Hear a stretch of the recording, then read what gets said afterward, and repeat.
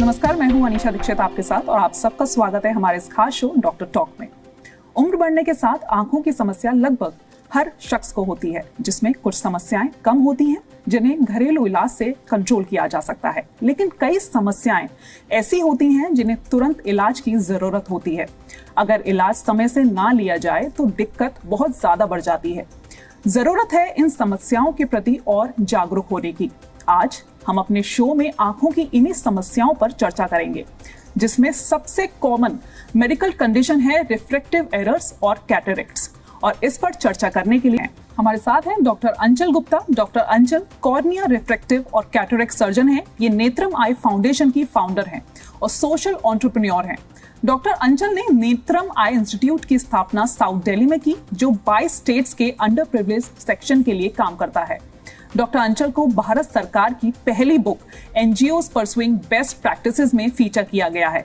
इन्हें business world 40 under 40 health care disruptors 2022 में listed किया गया है।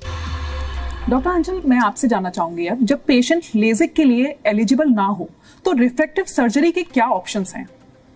तो लेसिक आज के समय में सबसे ज्यादा कॉमनली परफॉर्म होने वाली चश्मा हटाने की सर्जरी है, लेकिन हर व्यक्ति लेसिक के लिए एलिजिबल नहीं होता है।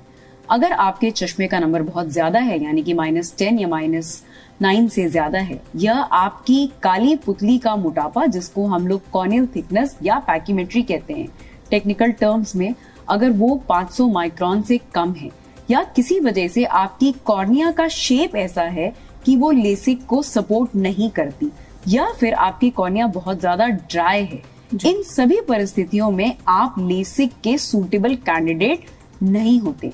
मगर ये निराश होने वाली बात नहीं है, क्योंकि साइंस के द्वारा ऐसे कई और ऑप्शंस आ गए हैं जो कि अपने आप में बहुत ज्यादा सेफ हैं, जिनसे आप चश्मे से फ्रीडम पा सकते हैं। इसका नॉन सर्जिकल मेथड है ऑर्थोकेरेटोलॉजी लेंसेज।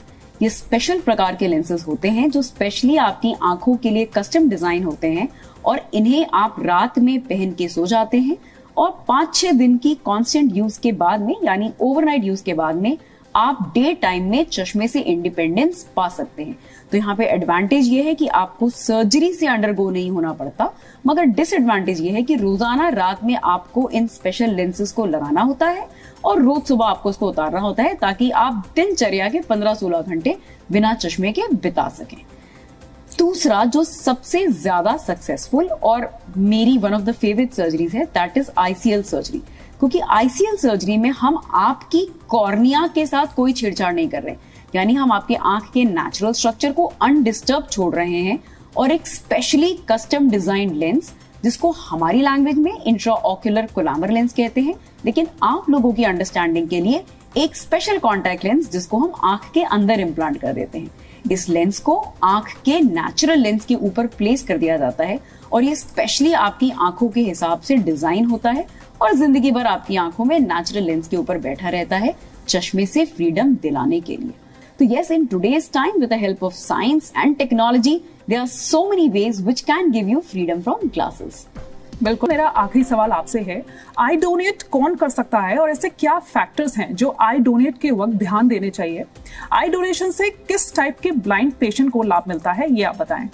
नेत्रदान एक ऐसी चीज है जो हम सबको करनी चाहिए। हमारे मन में मुहिम होना चाहिए कि हम संभवतः हर मरने वाली व्यक्ति की पुतली को दान करें, बिकॉज कॉर्निया डोनेशन की बहुत ज्यादा रिक्वायरमेंट है हमारे देश में। लगभग 10 से 11 लाख लोग इस दुनिया को इस वजह से नहीं देख पाते क्योंकि उनकी काली पुतली जो है वो डैमेज्ड है, और आज के समय में इसका ऑपरेशन काफी आसानी से तो नहीं, मगर हाँ काफी अच्छे से किया जा सकता है, और ये सारे लोग जो कि कॉर्नियल ब्लाइंडनेस की वजह से ब्लाइंड हैं, दुनिया को दोबारा देख सकते हैं। तो कॉर्निया डोनेशन हर व्यक्ति मृत्यु के बाद कर सकता है। हमारे देश में इसके लिए कोई स्ट्रिक्ट या स्ट्रिंजेंट लॉज नहीं है। Almost everybody can donate cornea.